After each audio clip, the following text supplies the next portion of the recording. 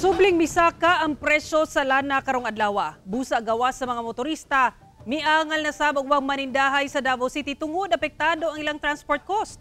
Samtang mial manasab ang mga driver sa Zamboanga City tungod sa sagunsong oil price hike.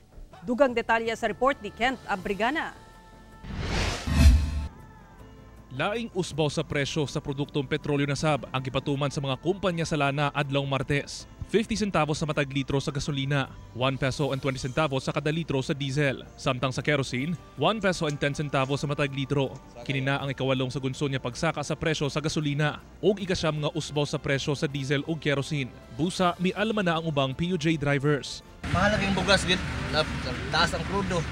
Maglibog bibag unsay pagbalansing ani. Ang uban nireklamo pero okay raman. Okay, wa man tay may negosyo lang gyapon man na siya.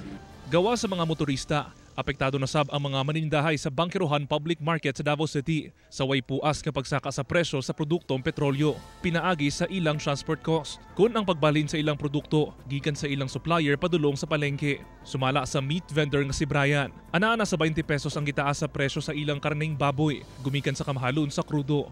Expenses man, tracking, farm, bayad man juga na. Unta, mababa ang gasolina. Kaya siguro pag mababa ang gasolina, baba po ng live. Dakong suliran sab kini alang sa fish vendor nga si TJ nga nagaangkat pa og isda sa Turil ug Samal Island. Nihit matod pa ang dakop tungod sa daot nga panahon. Gidugangan pa sa sagunson nga oil price hike. Ana na matod pa sa 70 pesos ang gitaas sa presyo sa ilang baligya nga isda. Dako jud siya sir, nya siyempre napay labor, sa paabot diri labor. Pag-abot sa ano, siyempre ang mga trabahante na pod. So kinahanglan buhi lang gid siya sir. Unta gyud mo kanang magbaba gid siya sir oy. Kay para sa amo lisod jud siya. Dugang pasakit sab sa mga driver sa Zamboanga City ang usbaw sa presyo sa lana. Apiktaw gayud kay alkansi kami na subida pero tagwanta lang man kami kay naman order pa del gobyerno. Tormento tamin ara sir. Isubi el gasolina na tan expect kami era ba tamin kay mas taba jutay cover pero pasa kwanto kano sir mas tak grande ta subi sir.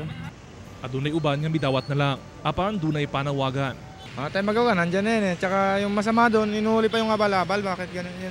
Ano yung panawagan niyo sana sir? Panawagan namin sana bigyan naman kami ng karapatang kumita kahit gaano man kataas yung gasolina, kakayanan namin yan basta naman makabiyahe kami.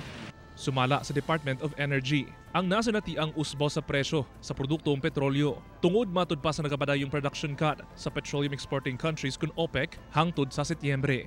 Kauban si Mel Colmenares sa kamera. Ako si Kent Abrigana para sa One Mindanao.